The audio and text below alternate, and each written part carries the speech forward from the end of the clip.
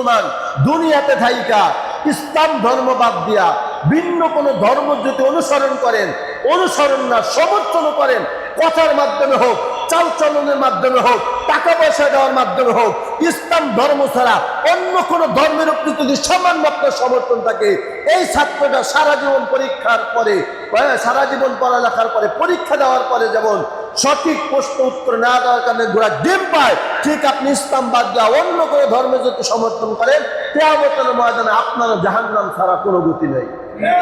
ঠিক না ভাই? ঠিক জন্য কন এই আয়াতটা দিয়ে আল্লাহ তাআলা বুঝান, ওয়ামান ইয়াবতাগি গায়রাল ইসলামি দীনান ফালা ইউকবাল মিন।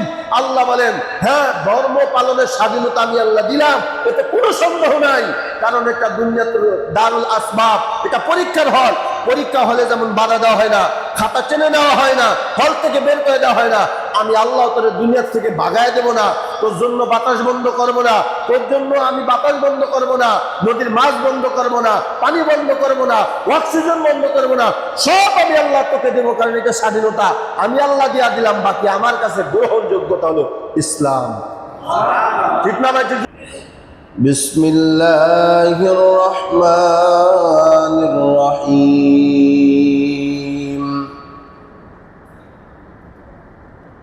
اليوم أكملت لكم دينكم وأتممت عليكم نعمتي ورضيت لكم الإسلام دينا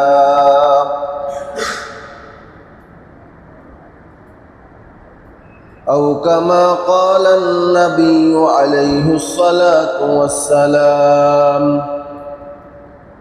آمنت بالله صدق الله مولانا العظيم وقال صاحب القرآن رسول الله صلى الله عليه وآله وسلم يا أيها الناس إن ربكم واحد وأنا أباكم واحد ألا لا فضل عربي ولا أعجمي على أعجمي ولا أعربي ولا أسود ولا أحمر ولا أسود إلا بالتقوى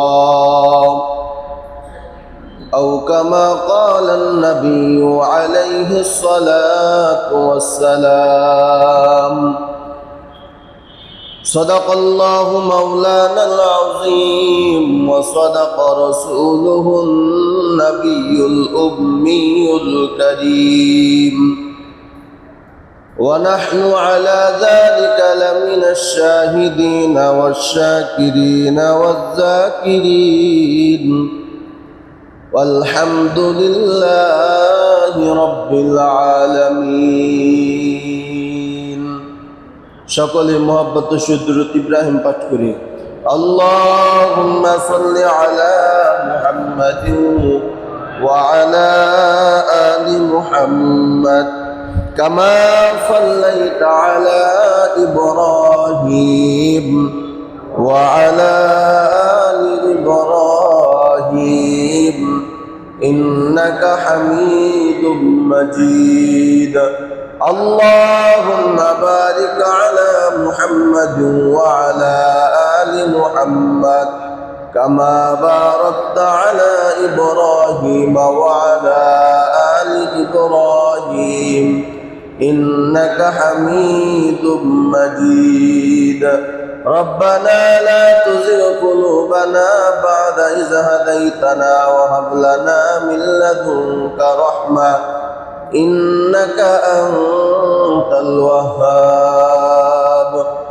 الحمد لله رب العالمين الصلاة والسلام على سيد الأنبياء والمرسلين وعلى آله وأصحابه أجمعين يا أرحم الراحمين يا أرحم الراحمين يا أرحم الراحمين يا الله মেহেরবানি করে আমাদের জিন্দেগির গুনাহগুলি মাফ করিয়ে দেন ইয়া আল্লাহ আমাদের সমস্ত নেক আমল কবুল করিয়ে নেন আয় আল্লাহ আমাদের জুমার নামাজ কলমকে কবুল করিয়ে নেন আল্লাহ যে কথাগুলো বলবো আল্লাহ সেই কথাগুলোর প্রতি সহি তরিকা আমল করার তৌফিক দিয়ে দেন। আল্লাহ যে কথা আমার জন্য প্রয়োজন, আমার মুসল্লিদের জন্য প্রয়োজন, সেই সহি কথাগুলো আপনি জবান দিয়ে বের করিয়ে দেন। সাল্লাল্লাহু তাআলা আলা খায়রি খালকিহি মুহাম্মাদ ওয়া আলা আলিহি ওয়া আসহাবিহি ওয়া আজওয়াজিহি ওয়া আতবারিহি আজমাইন বিরহমাতিকা ইয়া আরহামার রাহিমিন।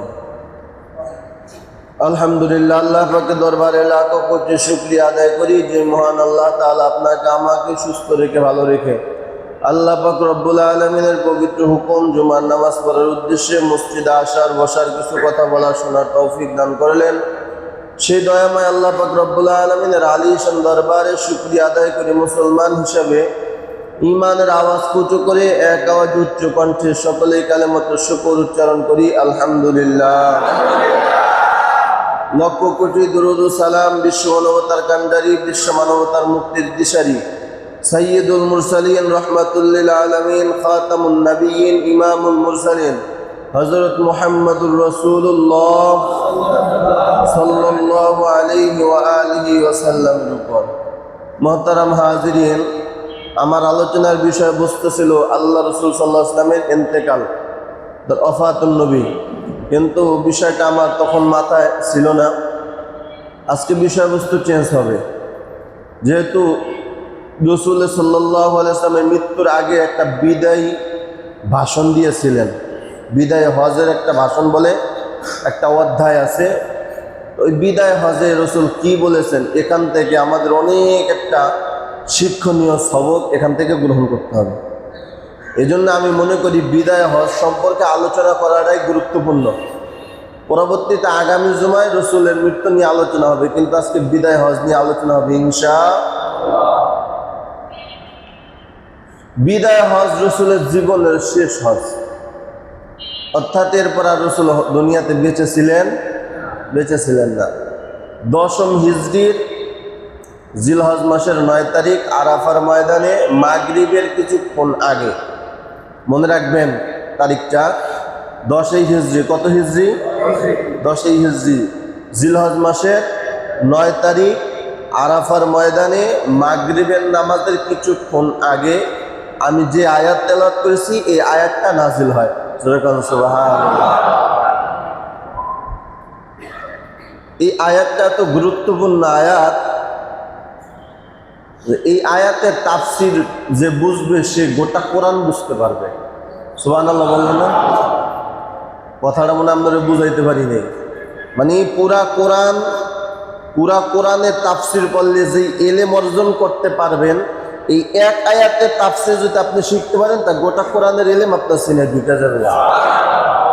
এত গুরুত্বপূর্ণ আয়াত, যেহেতু রাসূলের বিদায় হজের দিনে আয়াতটা নাজিল হয়।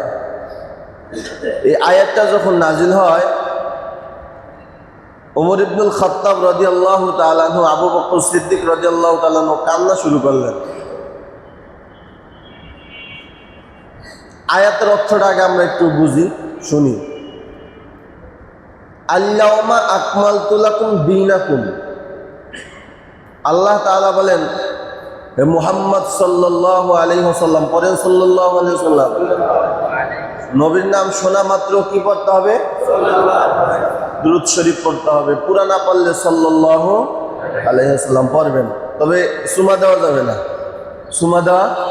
সুমা দেওয়া যাবে না। এটা বেদাত, এটা গুনাহ, এটা অতিরিক্ত। এই অনেকে নবীজির নাম শোনার পর, আমি তো মাঝে মধ্যে দেখি আমার কিছু মুসল্লি আছে এই হাতে এভাবে দিয়ে এরম করে, এটা বেদাত, এটা গুনাহ, এটা করা যাবে না। তো আল-ইয়াওমা আকমালতু লাকুম দীনাকুম, আল্লাহ তাআলা নবীকে বললেন, হে নবী, আজকের জন্য দিন পরিপূর্ণ হয়ে গেছে। সুবহানাল্লাহ। আজকের দিন কি হয়ে গেছে? দিন পরিপূর্ণ হয়ে গেছে গা। ওয়া আতমামতু আলাইকুম নি'মাতি, আমার পক্ষ থেকে যত নিয়ামত সব আপনাকে দান করা হয়েছে। ওয়া রাদিতু লাকুমুল ইসলাম দীনা, যেহেতু দিনও পরিপূর্ণ হয়ে গেছে, আল্লাহর নিয়ামতও পরিপূর্ণ আপনাকে দেওয়া হয়েছে, অতএব এই দিনের ভিতরে ওয়া রাদিতু লাকুমুল ইসলাম দীনা, দিন বলেন আর ইসলাম বলে, এটার ভিতরে কেউ বাড়াতেও পারবে না, কমাতেও। এই হলো আয়াতের অর্থ। এই আয়াতটা যখন নাজিল হয়, ওমর রাদিয়াল্লাহু তাআলা আনহু কোন কিতাবে আবু বকর সিদ্দিক রাদিয়াল্লাহু তাআলা কান্না শুরু করলেন। অন্যান্য সাহাবা একরাম খুব খুশি যে আল্লাহ তাআলা আমাদের দিনকে কি করছেন, পরিপূর্ণ করছেন। আনন্দটা কেন? বলে আনন্দ হলো সারা জীবন কষ্ট করে আল্লাহ তাআলার রাস্তায় জিহাদ করে নিজের জীবন যৌবন সব বিসর্জন দিয়ে ইসলামকে সারা পৃথিবীর মানুষের সামনে উঁচু করে ধরলাম, তাই সেই পুরস্কার স্বরূপ আল্লাহ বললেন তোমাদের কাজ শেষ, তোমাদের কাজ সম্পূর্ণ হয়ে গেছে। এই কারণে খুশি। কিন্তু আবু বকর রাদিয়াল্লাহু তাআলা আনহু, ওমর রাদিয়াল্লাহু আনহু কান্না শুরু করলেন। সমস্ত সাহাবা কেরাম হাসেন আর এই দুজন কি করেন, কান্না করেন। কারণ কি? আল্লাহ রাসূল সাল্লাল্লাহু আলাইহি ওয়াসাল্লাম জিজ্ঞাসা করলেন, ভাই ওমর আপনি কাঁদেন কেন? আবু বকর আপনি কাঁদেন কেন? বলছে যেই জিনিস পরিপূর্ণ হয়ে যায় তারপর ওই জিনিস আস্তে আস্তে শেষ হয়ে যায়, এটা দুনিয়াবি নিয়ম। তো আমরা এই কারণে কাঁদি। এই আয়াত নাজিল হওয়ার ব্যাপারে আমাদের বোধগম্য হইতেছে যে আপনি আর বেশি দিন দুনিয়াতে থাকবেন না। যেহেতু আল্লাহ তাআলা বলছেন দিন পরিপূর্ণ হয়ে গেছে, তার অর্থ হলো আল্লাহ তাআলা আপনাকে যে উদ্দেশ্যে দুনিয়াতে পাঠাইছেন ওই উদ্দেশ্য আল্লাহ কি হয়ে গেছে? কথা বলেন না কেন? সফল হয়ে গেছে, পরিপূর্ণ হয়ে গেছে। এখন আপনার দুনিয়াতে থাকার আর দরকার। সুবহানাল্লাহ, জোরে বলেন। এই হলো জ্ঞান। আবু বকর কান্না শুরু করলেন, ওমর কান্না শুরু করলেন। এই আয়াত নাযিল হওয়ার সাথে সাথেই যে উদ্দেশ্যে আল্লাহ তাআলা আমার নবীকে পাঠাইছেন উদ্দেশ্য তো পরিপূর্ণ হয়ে গেছে। এখন আর নবীকে দুনিয়াতে থাকার দরকার নাই, নবীজির এখন বিদায় নেওয়ার সময় এসে গেছে। এই কারণে আবু বকর আর ওমর কান্না শুরু করলেন। এক ইহুদি ওমর রাদিয়াল্লাহু তাআলাকে ডাক দেখা, ওমর শুনলাম আরাফার ময়দানে নাকি এমন একটা আয়াত নাজিল হয়েছে, ওই আল্লাহ পাক রব্বুল আলামিনের জাতের ইজ্জতের কসম খায়া বলি ওই আয়াতটা যদি আমাদের ইনজিল কিতাবে নাজিল হইতো তাহলে এত খুশি হইতাম, ওই দিন আমরা ঈদ পালন করতাম। কি পালন করতাম? ঈদ পালন করতাম। কার কাছে বলতেছে? হযরত ওমরের কাছে বলতেছে এক ইহুদি। খেয়াল রাখবেন, খুব খেয়াল করবেন। আমি পরিপূর্ণতা আলোচনা কোনো মতেই শেষ করতে পারবো না, তাও আনুষঙ্গিক যা বলতে পারি সময়ের ভিতরে একটু খেয়াল করবেন।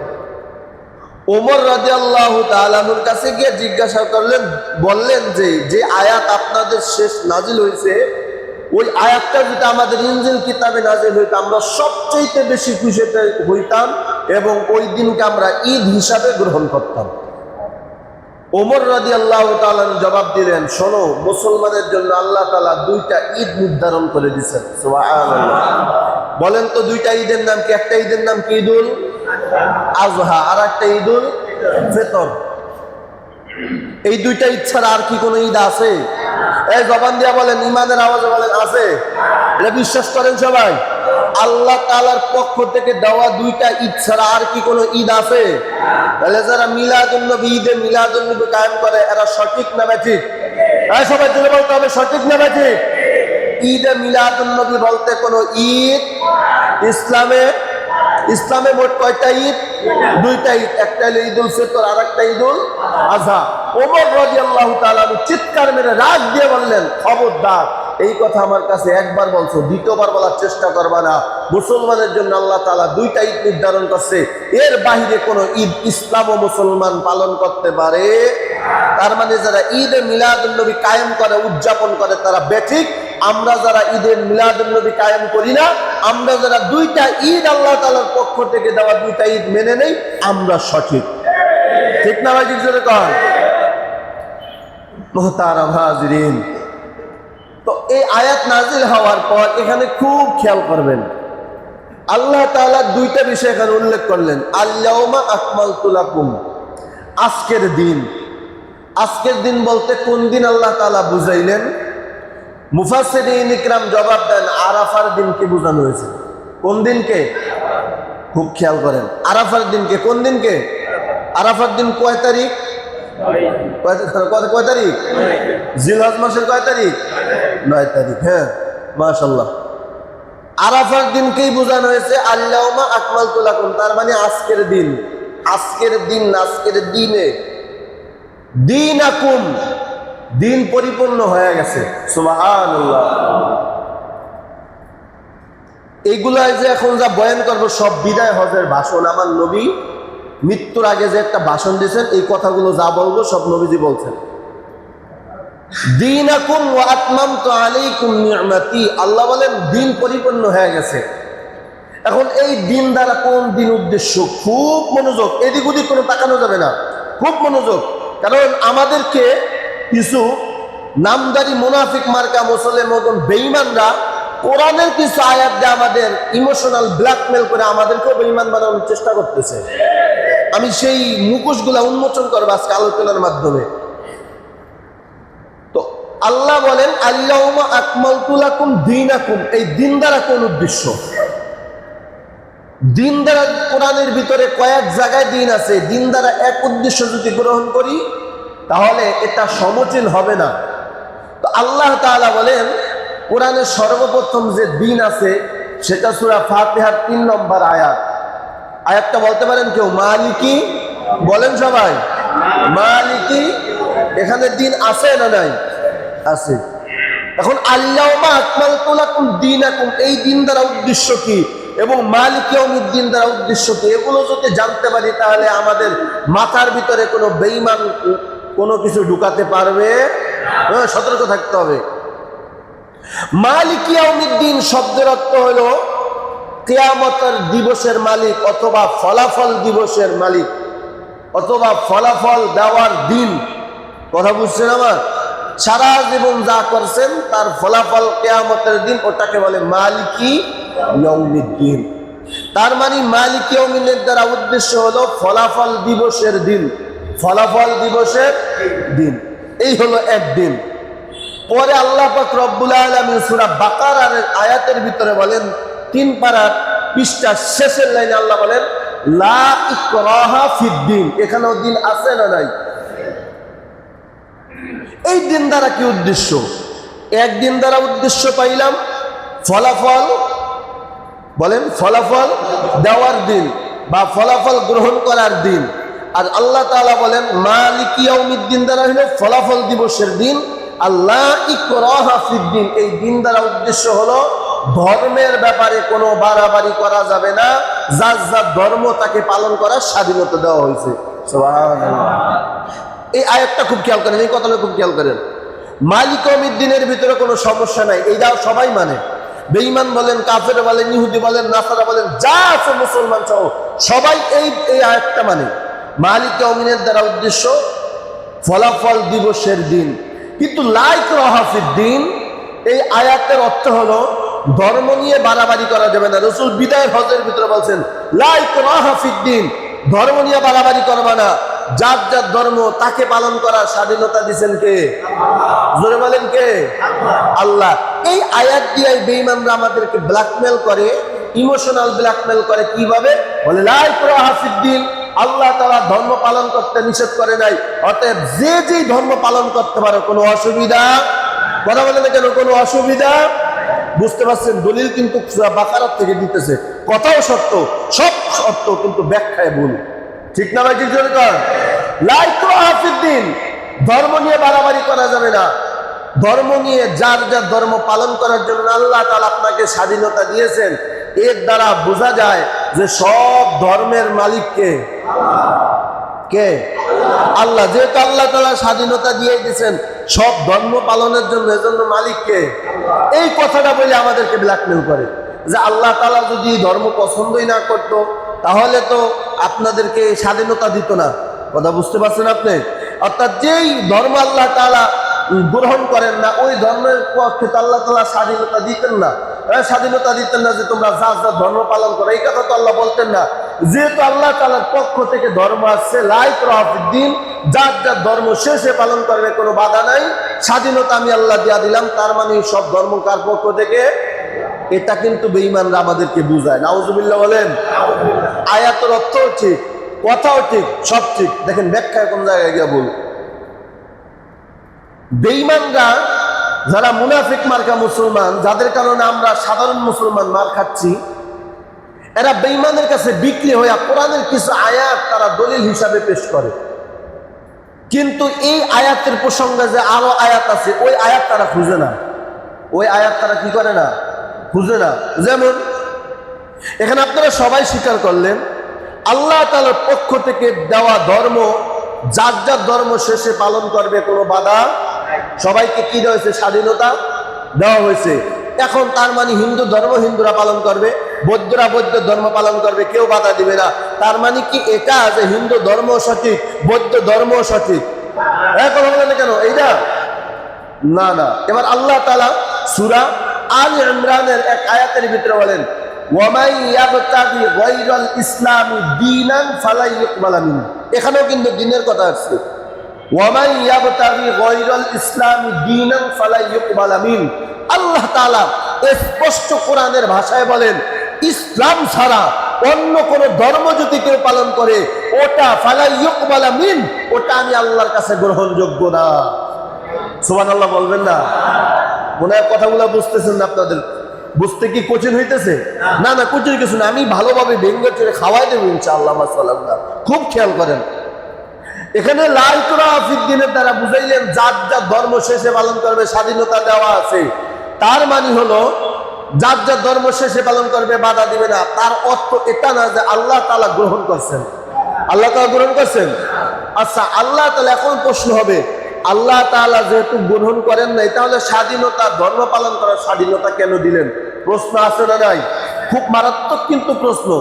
এই যে টুকটাক কিছু প্রশ্ন কোরআন শরীফ থেকে নিয়ে এই যাত্রাপালায় আমি দেখছি মারাত্মক ভাবে প্রশ্ন করে, এমন ভাবে মানুষ ইমোশনাল ব্ল্যাকমেল হয়ে যায় যে না জানি উত্তর কি। ঠিক না ভাই? ঠিক করে কর। এমন ভাবে কঠিন প্রশ্ন চাপায় দেয় মাথার ভিতরে। তাহলে প্রশ্ন হলো, স্বাধীনতা, ধর্ম পালনের স্বাধীনতা আল্লাহ তাআলা সবাইকে দিচ্ছেন, এখানে কোনো কথা নাই। আল্লাহ তাআলার কাছে কি গ্রহণযোগ্যতা? কথা বলেন না কেন? তাহলে প্রশ্ন হলো, আল্লাহ তাআলা স্বাধীনতা, ধর্ম পালনের স্বাধীনতা কেনই বা দিলেন, আর দেওয়ার পর কেন গ্রহণযোগ্যতা আল্লাহ তাআলা দিলেন না? এর কঠিন জবাবের ভিতরে মুহাদ্দিসিন ইকরাম জবাব দেন, দুনিয়াটা হলো আসবাবুল বাব, দুনিয়াটা হলো একটা পরীক্ষার হল। দুনিয়াটা কিসের হল? পরীক্ষার হল। খুব খেয়াল করেন, একটা ছাত্র সারা বছর পড়ালেখা করছে, বছরের শেষে পরীক্ষা দিতে আসছে, সবাই উত্তর সঠিক লেখে? ভাই কথা বলে না? কথাগুলা কি বুঝতেছেন আপনারা? সবাই উত্তর সঠিক লেখে? আচ্ছা, যারা বৈশা বৈশা ব্যাঠিক লেখে বা উল্লাপাল্টা কোনো কিছু লেখে, তাদের কি হল থেকে বের করে দেওয়া হয়? হ্যাঁ, পরীক্ষার খাতা নিয়ে যাওয়া হয় কেন? কারণ কি? নিয়ম নাই। কথা বলে না কেন? কি নাই? স্বাধীনতা কি দেওয়া হয়েছে? স্বাধীনতা দেওয়া হয়েছে। পরীক্ষার হলের ভিতরে উত্তরে লিখতে পারো, নাও লিখতে পারো। চাইলে মমতাজের গানও লিখতে পারো, চাইলে তোমার পছন্দের মানুষের গল্প, প্রেমের গল্প লিখতে পারো। তোমাকে কোনো বাধা দেওয়া হবে না। বাধা দেওয়া হবে না তার অর্থ কিন্তু গ্রহণ করা না। ঠিক না ভাই? ঠিক জোরে কন। ফলাফলের বেলায় দেখা যাবে পরীক্ষার ফল তোমার গোড়ার আঙ্গা ছাড়া তুমি কিছুই পাও নাই। ঠিক না ভাই? ঠিক জোরে কন। ঠিক মুসলমান দুনিয়াতে থাইকা ইসলাম ধর্ম বাদ দিয়া ভিন্ন কোন ধর্ম যদি অনুসরণ করেন, অনুসরণ না সমর্থন করেন, কথার মাধ্যমে হোক, চাল চলনের মাধ্যমে হোক, টাকা পয়সা দেওয়ার মাধ্যমে হোক, ইসলাম ধর্ম ছাড়া অন্য কোন ধর্মের উপর যদি সামান্য আপনার সমর্থন থাকে, এই ছাত্রটা সারা জীবন পরীক্ষার পরে, সারা জীবন পড়ালেখার পরে, পরীক্ষা দেওয়ার পরে যেমন সঠিক প্রশ্ন উত্তর না দেওয়ার কারণে গোড়া ডিম পায়, ঠিক আপনি ইসলাম বাদ দেওয়া অন্য কোনো ধর্মে যদি সমর্থন করেন, কিয়ামতের ময়দানে আপনার জাহান্নাম ছাড়া কোনো গতি নেই। ঠিক না ভাই? ঠিক জন্য কন। এই আয়াতটা দিয়ে আল্লাহ তাআলা বুঝান, ওয়ামান ইয়াবতাগি গায়রাল ইসলামি দীনান ফালা ইউকবালা মিন। আল্লাহ বলেন, হ্যাঁ, ধর্ম পালনের স্বাধীনতা আমি আল্লাহ দিলাম, এতে কোনো সন্দেহ নাই। কারণ এটা দুনিয়াতে দারুল আসবাব, এটা পরীক্ষার হল। পরীক্ষা হলে যেমন বাধা দেওয়া হয় না, খাতা টেনে নেওয়া হয় না, হল থেকে বের করে দেওয়া হয় না। আমি আল্লাহ তোর দুনিয়া থেকে ভাগায় দেব না, তোর জন্য বাতাস বন্ধ করবো না, তোর জন্য আমি বাতাস বন্ধ করবো না, নদীর মাছ বন্ধ করবো না, পানি বন্ধ করবো না, অক্সিজেন বন্ধ করবো না, সব আমি আল্লাহ তোকে দেবো। কারণ এটা স্বাধীনতা আমি আল্লাহ দিয়া দিলাম। বাকি আমার কাছে গ্রহণযোগ্যতা হলো ইসলাম। ঠিক না ভাই? ঠিক জোরে কর। তাইলে আমরা ক্লিয়ার হয়েছি তো? তাইলে যারা স্লোগান দেয় ধর্ম যার যার, উৎসব সবার, কথাটা সঠিক না বেঠিক? এই কথা বলে না কেন? সঠিক না বেঠিক? মুহতারাম হাজিরিন, আজকে মুসলমানের সন্তান হইয়া গির্জায় গিয়া হিন্দুদের পূজায় গিয়া বলতেছে, তোমরা তো ভগবান, আমরা কই আল্লাহ, একই তো। নাউজুবিল্লাহ বলেন। আজকে মুসলমানের সন্তান এগুলো বলতেছে। সন্দেশ খাইতে যাইতেছে, প্রসাদ গ্রহণ করতে যাইতেছে, আর বলতেছে ধর্ম যার যার উৎসব সবার। নাউজুবিল্লাহ, তাহলে তো বউ যার যার অধিকার সবার। কথা বলেন না কেন ভাই? তাদের কথা যদি এইভাবে হয়, ধর্ম যার যার উৎসব সবার, তাহলে আমি প্রশ্ন করবো বউ যার যার অধিকার সবার। ঠিক না ভাই? ঠিক জন্য কর, এটা যেভাবে কোনোদিন সম্ভব না। ধর্ম যার যার উৎসব সবার, এটা কোনোদিনও সম্ভব। আল্লাহ বোঝার তৌফিক দান করে সকলে বলে আমিন। তাহলে লা ইকরাহা ফিদ্দিন, এই দিনের দ্বারা আল্লাহ তাআলা বুঝাইলেন ধর্ম পালনে আল্লাহ তাআলা কোনো বাধা দিবেন, স্বাধীনতা। ঠিক না ভাই? ঠিক। কিন্তু আমি যে আয়াত তেলাওয়াত করেছি, এই আয়াতের দ্বারা দিনের উদ্দেশ্য কি? মালিক ইয়াউমিনের দ্বারা দিনের উদ্দেশ্য পাইলাম ফলাফল দিবসের দিন। লা ইকরাহা ফিদ্দিন, এই আয়াতের দ্বারা দিনের উদ্দেশ্য পাইলাম ধর্ম নিয়ে বাড়াবাড়ি করা যাবে না। তাইলে আমি যে আয়াত তেলাওয়াত করলাম, এই আয়াতের দ্বারা উদ্দেশ্য কি? এই আয়াতের দ্বারা উদ্দেশ্য হলো আল-ইয়াউমা আকমালতু লাকুম দীনাকুম। আল্লাহ তাআলা বুঝান এই দিন দ্বারা উদ্দেশ্য হলো ইসলামের বিধিবিধান। জোরে কোন সুবহানাল্লাহ। এই দিন দ্বারা উদ্দেশ্য কি? ইসলামের, কথা বলে না, ইসলামের বিধিবিধান। মুহাদ্দিসিন ইকরাম বলেন, মুফাসসিরিন ইকরাম বলেন, এই আয়াত নাজিল হওয়ার পর এরপরে ইসলামের বিধিবিধান সম্পর্কে কোনো আয়াত নাজিল হয় নাই, বরং উপদেশমূলক আয়াত নাজিল হতে পারে, এরপরে আপনার ফজিলতপূর্ণ আয়াত নাজিল হতে পারে, কিন্তু বিধিবিধানের কোন আয়াত আর নাজিল, কারণ আল্লাহ তাআলা তো পরিপূর্ণ করে দিয়েছে। ঠিক না ভাই? ঠিক করে কন আল-ইয়াউমা আকমালতু লাকুম দীনাকুম। আল্লাহ পাক রব্বুল আলামিন বলেন আজকে দিনকে তোমাদের জন্য পরিপূর্ণ করে দিলাম। জোরে কোন সুবহানাল্লাহ। পরিপূর্ণ করে দিলাম মানে আমি আল্লাহ দিনের বিধিবিধানকে পরিপূর্ণ করে দিলাম। সুবহানাল্লাহ। এবার দিন দ্বারা উদ্দেশ্য বুঝছেন? এবার আরেকটা দিন আছে সূরা জুমারের ভিতরে, সূরা যুখরুফের ভিতরে আল্লাহ তাআলা বলেন আকিমুদ্দিন। এখানেও দিন, এখানেও কি আছে? এই খুব খেয়াল করেন, এদিক সেদিক মাথা লাগানো যাবে না, মারাত্মক কঠিন মাসালা আলোচনা করতেছি। আকিমুদ্দিন 24 পারার ভিতরে বলছে আকিমুদ্দিন। এই দিন দ্বারা উদ্দেশ্য কি? বলে এই দিন দ্বারা উদ্দেশ্য হলো হক আর বাতিল। সুবহানাল্লাহ বলেন না? এই দিন দ্বারা উদ্দেশ্য কি? হক আর বাতিল। তাহলে পুরা কোরআন শরীফের ভিতরে যত জায়গায় দিন আছে একই উদ্দেশ্য না, ভিন্ন ভিন্ন উদ্দেশ্য। কথা বলেন, ভিন্ন ভিন্ন উদ্দেশ্য। মালিক ইয়াউমিন দ্বারা এক উদ্দেশ্য, লা ইকরাহা ফিদ্দিনের দ্বারা এক উদ্দেশ্য। যে আয়াত আমি তেলাওয়াত করেছি দীনান ফালা ইউকবাল মিন, এই আয়াতের দ্বারা উদ্দেশ্য দিন অন্য। আল-ইয়াউমা আকমালতু লাকুম দীনাকুম, এই আয়াতের দ্বারা উদ্দেশ্য ভিন্ন। আকিমুদ্দিন এই শব্দের অর্থ হলো ভিন্ন, যার অর্থ হলো হক আর বাতিল। সুবহানাল্লাহ। আকিমুদ্দিন বলতে বোঝায় সঠিক ধর্মের উপরে থাকা এবং ব্যাঠিক ধর্মের উপরে থাকা। সঠিক ধর্মের উপরে থাকা মানে আল্লাহ তাআলা যত কোরআনের আয়াত নাজিল করলেন সবগুলোর উপর ঈমান আনা, বিশ্বাস রাখা। সবগুলোর উপর ঈমান আনা, কথা বলে না, বিশ্বাস রাখা। এটা হলো আল হক্কি। হকের উপরে যারা আছে তাদের কাজ হলো আল্লাহ তাআলা কোরআনে যত আয়াত নাজিল করছেন, যত বিধিবিধান নাজিল করছেন সব বিশ্বাস করবে, কোনো ধরনের প্রশ্ন আনবে না, দ্বিধায় মাথা নত করে সব মেনে নেবে। ঠিক না ভাই? ঠিক করে কয়। কিন্তু যারা কোরআনের কিছু আয়াত মানে না, কিছু আয়াত মানে না, যেমন তাদের দলের বিরুদ্ধে যে আয়াতটা যায় ওইটা তারা মানে না, কি আছে না? কথা বলে না কেন? তাদের সংগঠনের বিরুদ্ধে যদি কোনো আয়াত যায় এটা তারা মানে।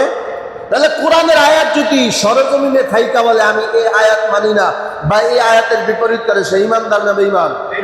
সবাই জোরে বলেন, সে ঈমানদার না বেঈমান? সে আকীদাগতভাবে আল্লাহ পাক রব্বুল আলামিন বলেন প্রত্যেকটা নবী রাসূলকে আল্লাহ তাআলা মাসুম এবং বেগুনাহ হিসাবে দুনিয়াতে পাঠাইছেন। সুবহানাল্লাহ বলেন। আল্লাহ পাক রব্বুল আলামিন বলেন ইন লা ইয়ানালু আহদিজ জালিমিন, কোন নবী জালেম না, কোন নবী গুনাহ করে নাই, বরং আমি আল্লাহ এই সমস্ত নবীদেরকে মাসুম এবং নিষ্পাপ বানায় দুনিয়াতে পাঠাইছি। সুবহানাল্লাহ। এই আকীদা প্রত্যেকটা নবীর উপরে রাখার দরকার আছে না নাই? এখন অনেকে ঘটনা বলতে গিয়া বলেন আদম আলাইহিস সালাতু ওয়াস সালাম জান্নাতের ভিতরে গন্ধম ফল খাইছেন। খাইছেন কি খাইছেন না? এটা অন্যায় করছেন। নাউজুবিল্লাহ বলেন সবাই। এটা কোনো অন্যায় না। এটা কি না? এটা কোনো অন্যায় না। কেন অন্যায় না? খুব খেয়াল করেন। আজকে নতুন একটা কথা জানছেন কিনা আমি জানি, এবার জানেন। এটা কোনো অন্যায় না। কেন অন্যায় না? কারণ তালাশ করলেই হ্যাঁ সবাই উপরের মাছ ধরতে পারে, তালাশ করলে নিচের মাছ ও বাইং মাছও তাই না উঠানো যায়, ঠিক না ভাই? ঠিক জোরে কর। উপরে উপরে মোতালা করে সব এলে বর্জন করা যায় না। মাঝে মধ্যে কোরআনের ভিতরেও তাকান লাগে, হাদিসের ভিতরেও তাকান লাগে, ইজমা কিয়ার ভিতরে তাকান লাগে, ঠিক না ভাই? ঠিক জোরে কর। সঠিক এলেম পাওয়া যায় না। আদম আলাইহিস সালাম কোনো ভুল করেন নাই। কেন ভুল করেন নাই? গুনাহ এবং সওয়াবের কাজ করার একমাত্র আল্লাহ তাআলা ইচ্ছাধীন এবং স্বাধীনতা দিয়েছেন দুনিয়া নামক জিন্দেগির ভিতরে। কোন জিন্দেগির ভিতরে? গুনাহ এবং সওয়াবের কাজ করার অধিকার কোন জিন্দেগির ভিতরে? গুনাহ করার একমাত্র অধিকার দিয়েছেন আল্লাহ দুনিয়া নামক জিন্দেগির ভিতরে। অর্থাৎ এই দুনিয়াতে থেকে যদি আপনি নেকের কাজ করেন কি হবে? সওয়াব হবে। কি হবে? সওয়াব হবে। আর গুনাহের কাজ করলে কি হবে? গুনাহ হবে। কেউ যদি জান্নাতে গিয়া গুনাহ করে গুনাহ হবে? কথা বলেন। এই বুঝতেছেন তো কথা? খুব খুব কঠিন কথা বলতেছি, কিন্তু খুব খেয়াল করেন। জান্নাতের ভিতরে গিয়া যদি কেউ গুনাহ করে গুনাহ হবে? যদি সওয়াবের কাজ করে সওয়াব হবে? কিছুই হবে না, কারণ সে তো জান্নাতি। সে কি? তাহলে আদম আলাইহিস সালাম কোথায় ছিলেন? অপরাধটা করছেন দুনিয়াতে থাইকা না জান্নাতে থাইকা? তাহলে এখান থেকে দলিল দিলাম আদম নবী, কোন নবী, আদম না শুধু, কোন নবী অন্যায় করতে পারে না, কোন নবী এই গুনাহ করতে পারে না, ঠিক না ভাই? ঠিক জোরে কর। আদম নবীর কোনো অন্যায় না, কোনো গুনাহ না। এজন্য আল্লাহ পাক রব্বুল আলামিন বলেন প্রত্যেকটা নবী নিষ্পাপ এবং মাসুম। সবাই বলে সুবহানাল্লাহ। কেমন জানো? কেমন আল্লাহ তাআলা দুনিয়াতে পাঠাইছেন? আল্লাহ পাক রব্বুল আলামিন বলেন মা কানা মুহাম্মাদুন আবা আহাদিম মির রিজালিকুম ওয়ালাকিন রাসূলুল্লাহ। এই পর্যন্ত আগে একটু বলি। আল্লাহ তাআলা বলেন শোনো, তোমাদের নবী কারো, তোমাদের নবী কারো, তোমাদের কি বলে বাবার সূত্রে কিন্তু তোমাদের নবী না। তোমাদের নবী তোমাদের কোনো বাবার সূত্রে কিনা নবী। হ্যাঁ, খুব খেয়াল করেন, আমি কথাটা বুঝাইতে চাই। মা কানা মুহাম্মাদুন আবা আহাদিম মির রিজালিকুম, তোমাদের নবী কিন্তু তোমাদের যেমনই বাহ্যিক দৃষ্টিতে বাবা, এই বাবা কিন্তু তোমাদের নবী। তাইলে নবী আমাদের কেমন বাবা? আল্লাহ তাআলা বলেন মা কানা মুহাম্মাদুন আবা আহাদিম মির রিজালিকুম ওয়ালাকিন রাসূলুল্লাহ।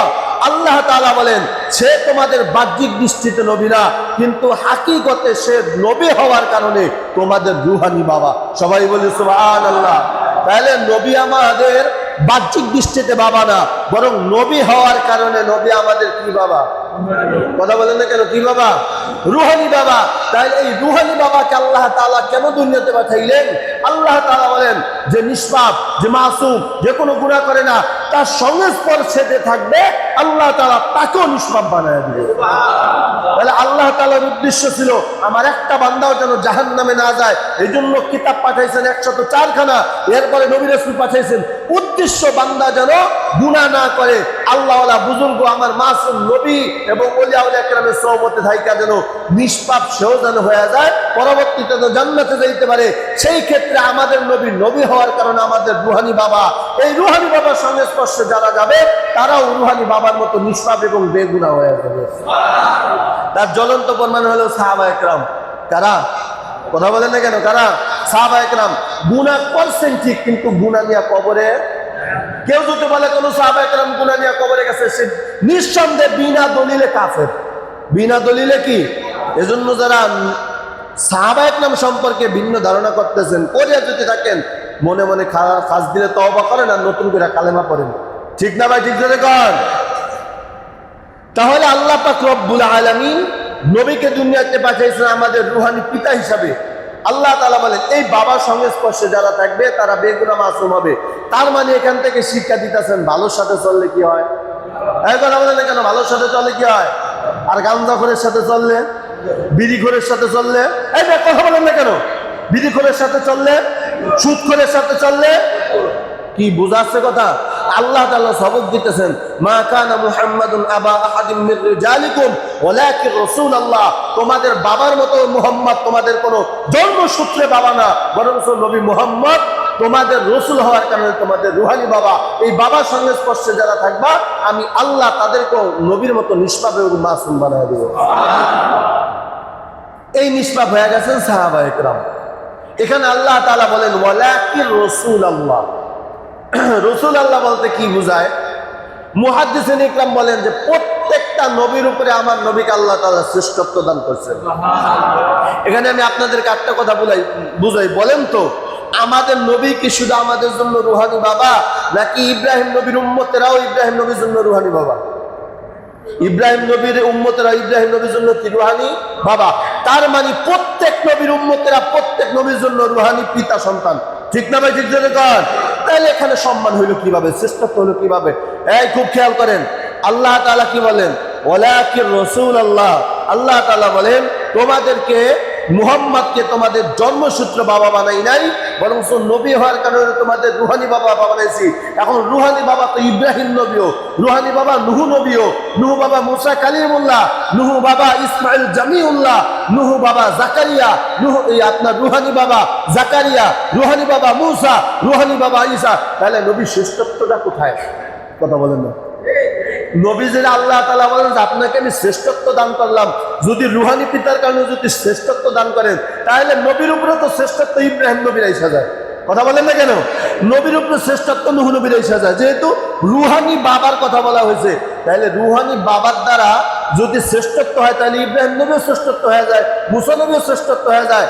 আল্লাহ তাআলা বলেন না না, প্রত্যেকটা নবীর উপরে আমার নবীকে শ্রেষ্ঠত্ব দান করছি, রুহানি পিতার কারণে নয়, বরং আল্লাহ তাআলা সামনে বলেন খাতামুন নবীন, শ্রেষ্ঠত্ব দেওয়ার একমাত্র কারণ হলো আমার নবী সর্বশেষ নবী, আমার নবীর পরে আর কোনো নবী নেই। আরো ধরে বলেন সুবহানাল্লাহ। ডাইরেক্ট কোরআনের আয়াত, মা কানা মুহাম্মাদুন আবা আহাদিন মির রিজালিকুম ওয়ালাকিন রাসূলুল্লাহ। আল্লাহ তাআলা বলেন সমস্ত নবীর উপরে তোমাদের নবীকে আমি আল্লাহ শ্রেষ্ঠত্ব দান করলাম।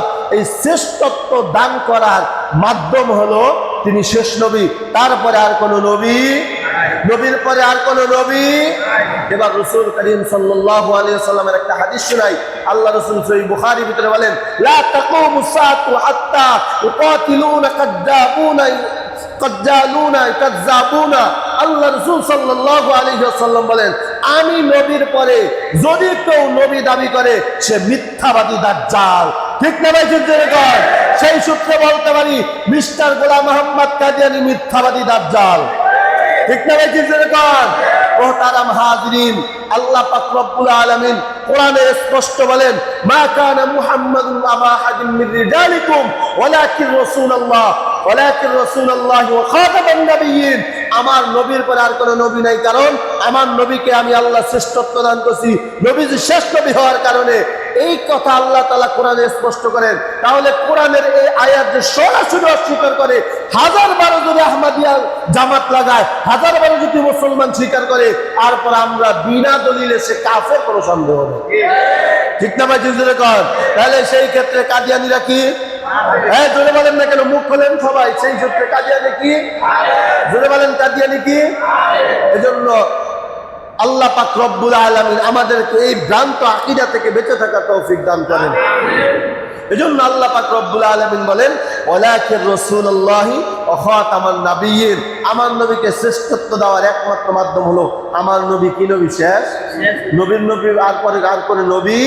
আর আল্লাহ রাসূল দাবি করছেন আমার পরে কেউ যদি নবী দাবি করে সে নিঃসন্দেহে মিথ্যাবাদী দাজ্জাল। আর ওই কাফেরকে, ওই দাজ্জালকে যারা কাফের না বলবে, তারাও দাজ্জালের চেলা চামুন্ডা, মুসলমানের দুশমন, ঠিক না ভাই? এজন্য আমার নবী শেষ নবী, মনে থাকবে তো ইনশাআল্লাহ।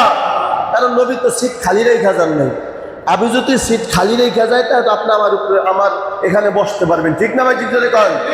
যেমন একটা উদাহরণ দিয়ে বুঝতে পারবেন। আপনি বাসে কোথাও যাওয়ার জন্য রওনা করছেন, এখন বাস ছাড়বে ভাব, অনেক গাড়ি সামনে নেয় আবার পিছিয়ে নেয় না, 5 মিনিট আগে, মানে ছাড়বে ভাব। তো ড্রাইভারকে যে বলছে ড্রাইভার গাড়ি ছাড়ো না কেন, সময় তো হয়ে গেছে।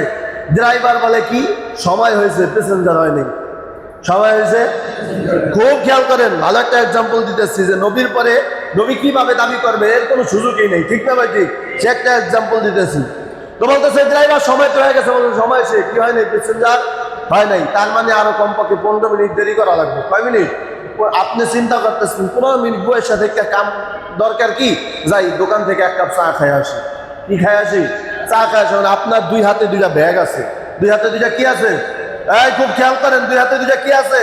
ব্যাগ আছে। এখন চিন্তা করছেন ব্যাগ তো এত দোকানে যাওয়া সম্ভব না, কি করা যায়? টিকিট তো কাটছি, সিটটা তো আমার, তাহলে সিটের ভিতরে দুইটা ব্যাগ যদি রাখা যায় তাহলে বোঝা গেল মানুষ আছে না নাই? কথা বলেন। এখন চিন্তা করতেছে ব্যাগের দায়িত্ব কারে দিব? আমার পাশে যে আছে আরে দেখলে তো আমার বিশ্বাস হয় না, আমার তো মনে হয় ব্যাগ নিয়ে আছে বলে সে ব্যাগ নিয়ে কি করবে? চলে যাবে। কারণ পাশে তাকায় দেখতেছে না হাফিজ হুজুর রহমতুল্লাহর মতো একজন আল্লাহর ওলি পাওয়া গেছে। সুবহানাল্লাহ ভাই। আল্লামা আজুল হক রহমতুল্লাহর মতন আল্লাহর ওলি পাওয়া গেছে। ফজলুল করিম রহমতুল্লাহর মতন আল্লাহর ওলি পাওয়া গেছে। এখন আপনি বলতেছেন হুজুর আপনার মতে আমার বিশ্বাস আছে, এই যে ব্যাগটা আমি রাইখা গেলাম, কোনো গাদ্দার, কোনো বেঈমান, কোনো গাদ্দারি করে যদি আমার ব্যাগ নিচে নামানোর চেষ্টা করে, আপনি একটু দেখা রাখবেন। ঠিক না ভাই? ঠিক জন্য কর। এই কথা বলে আপনি চা খাইতে গেছেন, এখন কিছু গাউরা টাইপের এসে, কিছু গাউরা টাইপের মানুষ আছে না, ব্যাগ থাকলেও ব্যাগ নামায় তারপরে বসে। নাই এমন বেদ্য? কি কথা বলেন না কেন নাই? এই গাউরা গাড়তারা গাড় খারা যাই বলেন, এই গাউরা গাড়তারা গাড় খারা আইসা বলতেছে এই ব্যাগটা মানুষজন আর দেখে না, ও ব্যাগ নামায় ওখানে বসে গেছে। ও কাছে কি এখানে ব্যাগ নামায় কি করছে? বসে গেছে।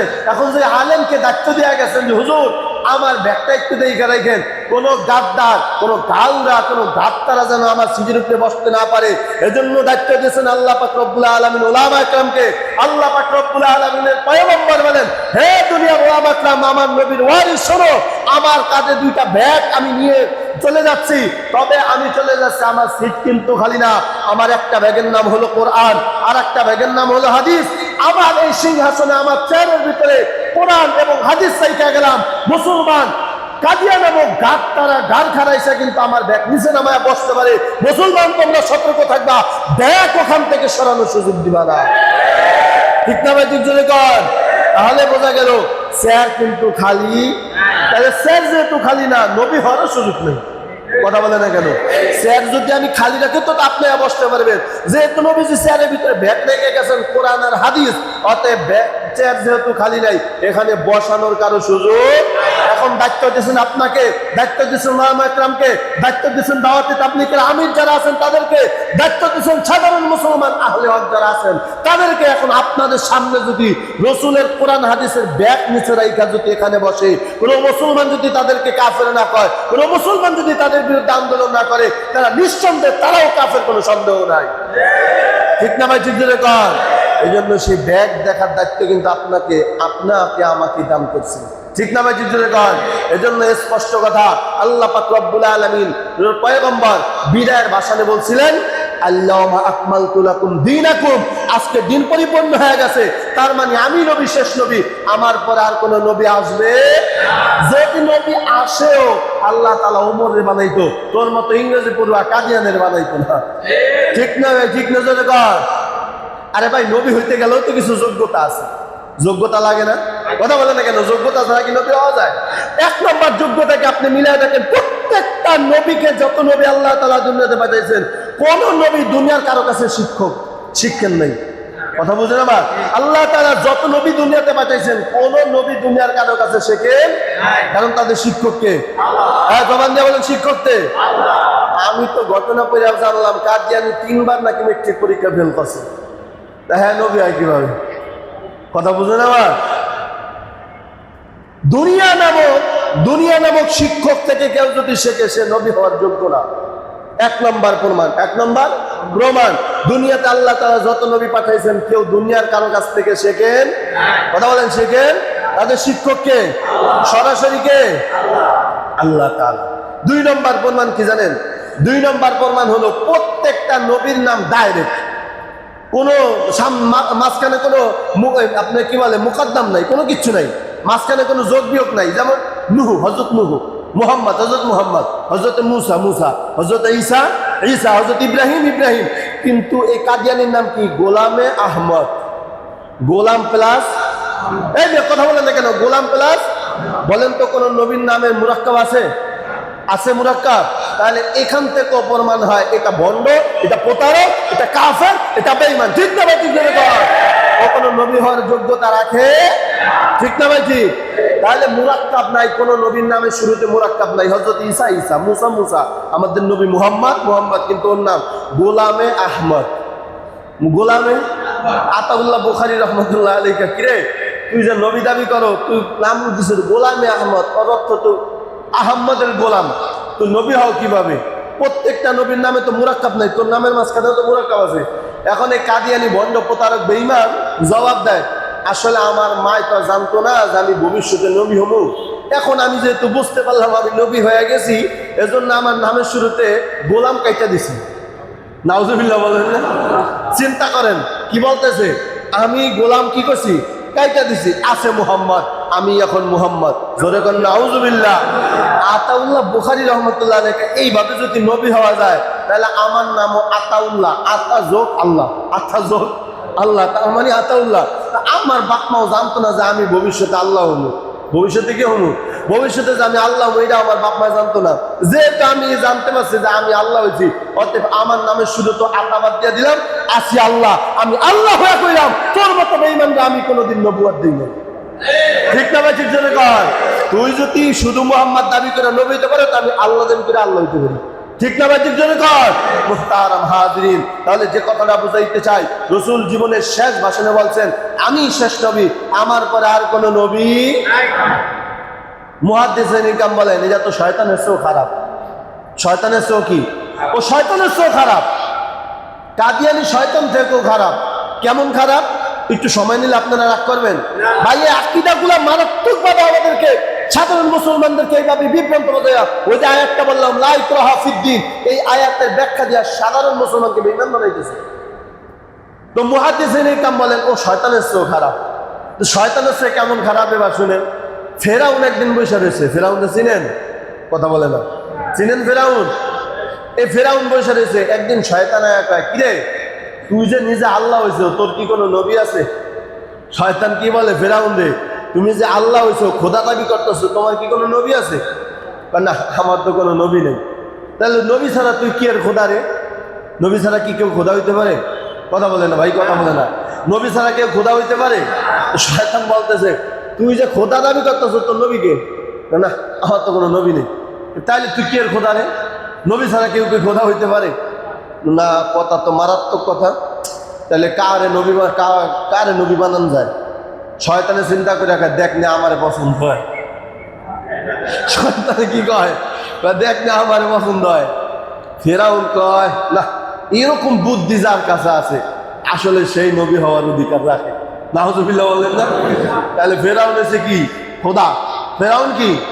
কথা বলে না। আর শয়তানে কি? নবী। শয়তানে কি? তাহলে চিন্তা করেন উম্মতরা কি পাইব আর বান্দায় কি পাইব। মিশরের মানুষ দৌড়ে আসছে, খোদা বৃষ্টি দেন, বৃষ্টি হয় না, ফসল আদি পড়িয়া যায়, বৃষ্টির ব্যবস্থা করেন। তো ফেরাউনের তো এখন তো নবী আছে, নবীর লাগে পরামর্শ করেন। কি বলতেছে নবীর সাথে? চিন্তা করেন কেমন খোদা, বৃষ্টি দিব, নবীর সাথে কি করব? পরামর্শ করে লইব। এখন তো নবী আছে, তো কোড নাম্বার দিয়ে গেছে শয়তানে যে এই নাম ধরে ডাকলে আমি হাজির হব। তো ফেরাউন ডাকতেছে নবী, জনগণ তো বৃষ্টি চায়, কি করা যায়? শয়তানে কয় দায়িত্বটা আমারে দিয়া দেন। দায়িত্বটা কি করেন?